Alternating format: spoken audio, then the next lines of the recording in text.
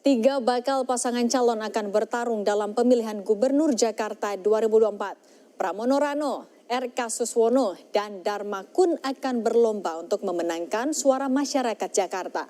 Tak ada nama mantan Gubernur Jakarta Anies Baswedan yang sempat digadang-gadang akan maju di Pilkada 2024. Lalu akan kemanakah suara pendukung Anies di Pilkada Jakarta tahun ini? Kita bahas bersama Direktur Eksekutif Lembaga Survei Indonesia LSI, Mas Jayadi Hanan. Mas Jayadi, selamat sore. Selamat sore, Cindy. Mas Jayadi, kan kita tahu Anies Baswedan adalah sosok yang selalu diperhitungkan ketika kita ngomongin Pilgub Jakarta kemarin-kemarin. Surveinya besar sekali elektabilitasnya. Anda membacanya seberapa besar pengaruh suara pendukung Anies di Pilkada ini? Sangat besar ya. Artinya semua calon, terutama antara R.K. Suswono dan Pram Rano, itu tidak ada yang bisa menang tanpa merebut lebih banyak pendukung Anies. Diperkirakan pendukung Anies yang solid itu, kalau berdasarkan survei-survei LSI sampai dengan bulan Juli, itu di kisaran 40%. Jadi besar sekali. Basis utama RK itu kalau berdasarkan suara RK, kemungkinan di kisaran 15%-an. Plus nanti PKS ya, jadi dia bisa mencapai 30%-an. Kemudian basis utama Pram Rano, untuk sementara saya akan mengatakan bahwa basis utamanya lebih banyak berbasis kepada kekuatan PDI atau basis PDI, dan jumlahnya sekitar 15%-an. Jadi dua calon ini terutama, tanpa mengesampingkan calon independen, tapi tampaknya calon independen Dharma Kun itu menurut saya belum terlalu kuat pada saat ini. Jadi baik pasangan Pram Rano maupun R.K. Suswono harus memperoleh suara lebih dari 50% kan kalau mau memenangkan Pilkada Jakarta, karena aturannya begitu. Jadi dalam situasi yang ada sekarang, maka pendukung Anies yang solid ya, pendukung Anies yang utama itu akan menjadi rebutan dari keduanya. Dan itu tarik menariknya akan kayak gimana Mas Jaya di antara R.K. Suswono dan juga Pram Rano? Bagaimana? Tarik menarik suara Anies Baswedan antara dua paslon itu nanti akan kayak gimana? Oke.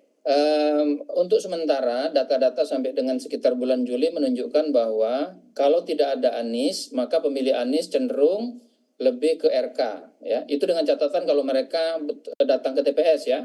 Kalau mereka nggak datang ke TPS sebagai protes itu soal lain lagi ya. Itu belum bisa kita perkirakan sekarang. Jadi untuk sementara sebagian besar pendukung Anies cenderung akan ke RK dan Suswono ya. Nah, ada sejumlah faktor yang bisa mempengaruhinya. Saya menghitung paling tidak ada 4 faktor. Pertama, faktor kepartaian ya. Dalam soal kepartaian ini di R.K. Suswono ada partai PKS yang solid, dan hampir semua pendukung PKS itu tadinya adalah pendukung Anies. Nah, dengan tidak majunya Anies, sementara di R.K. Suswono itu ada calon dari PKS yaitu Suswono, maka kemungkinan besar sebagian besar pemilih PKS bisa ditarik oleh R.K. Suswono ke mereka. Jadi sulit bagi Pram Rano untuk memperoleh dukungan dari para pemilih Anies yang berasal dari PKS. Faktor kedua, faktor kepartaian ini terkait dengan PDI Perjuangan. Untuk PDI Perjuangan seperti juga PKS, biasanya mereka pendukung yang solid. Karena itu Pram Rano akan memperoleh sebagian besar dukungan dari para pemilih PDIP. Masalahnya pemilih PDIP di Jakarta hanya sekitar 15% saat ini. Jadi masih cukup banyak tambahan yang diperlukan oleh Pram Rano. Itu faktor pertama, kepartaian. Faktor kedua adalah faktor sosiologis yang bisa berpengaruh, yaitu misalnya yang paling menonjol adalah soal pembagian etnis di pemilih Jakarta. 35% pemilih Jakarta itu adalah pemilih beretnis Jawa, 28%-an beretnis Betawi, dan sekitar 13-15% itu beretnis Sunda. Dugaan saya, pemilih etnis Sunda mungkin sebagian besar akan cenderung bisa ditarik oleh R.K. Suswono. Pemilih Betawi mungkin terbelah karena ada tokoh yang dianggap tokoh Betawi, yaitu Rano Karno dengan perannya sebagai Sidul, walaupun dia sebetulnya orang Jawa, yang bisa menarik bagi para pemilih Betawi. Nah, pemilih Betawi itu selama ini adalah pendukung solid Anies. Jadi mungkin Betawi akan sebagian bisa ditarik oleh Pram Rano, tapi sebagian bisa dipertahankan oleh R.K. Suswono. Nah, yang menarik pemilih Jawa. Pemilih Jawa ini biasanya di DKI kalau lihat pengalaman yang lalu itu memperhatikan gerak-gerik Jokowi. Kan banyak pemilih Jawa itu adalah loyalis Jokowi. Pemilih Jawa yang loyalis Jokowi inilah yang membantu Prabowo antara lain memenangkan pertarungan di Jakarta pada pemilu Pilpres yang lalu. Jadi pemilih Jawa ini berpeluang untuk ditarik oleh RK Suswono karena dua alasan. Satu, kalau pemilih Jawa itu beranggapan bahwa Jokowi mengendorse RK Suswono.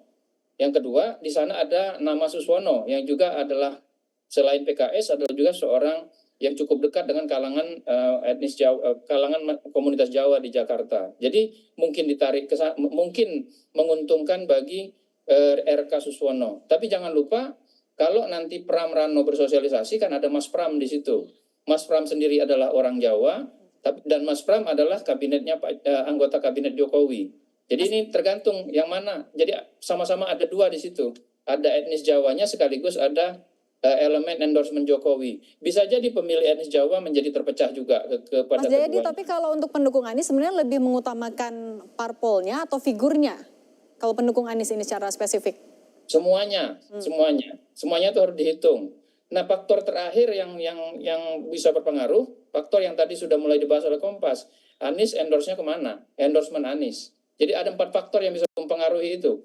1 faktor kepartaian, 2 faktor sosiologis, 3 faktor endorsement, dan keempat faktor ideologis. Dari sisi ideologis, selama ini pendukung Anies itu cenderung agak jauh dari para pemilih dari Partai PDI Perjuangan. Jadi kalau kita lihat 4 faktor ini, maka ada yang lebih banyak menguntungkan RK Suswono, tapi ada juga yang menguntungkan Pram Rano. Jadi untuk sementara saya ingin mengatakan berdasarkan data-data yang ada dan pertimbangan itu, sementara pendukung Anies cenderung akan lebih banyak ke RK, tapi masih sangat mungkin kompetitif. Artinya sebenarnya momen kemarin PDIP hampir mengusung Anies di Jakarta dan Jabar sebenarnya nggak begitu berpengaruh ya? Singkat saja, Mas. Justru bisa berpengaruh positif, bisa berpengaruh negatif. Positif kalau masyarakat menganggap bahwa PDI sebetulnya berusaha untuk mendukung Anies, tapi bisa negatif kalau misalnya mereka beranggapan bahwa gara-gara PDI Anies tidak nyalon, kan gitu. Oke, baik. Terima kasih banyak Mas Jayadi Hanan, Direktur Eksekutif LSI sudah berbagi untuk Kompas Petang. Sehat selalu Mas Jayadi.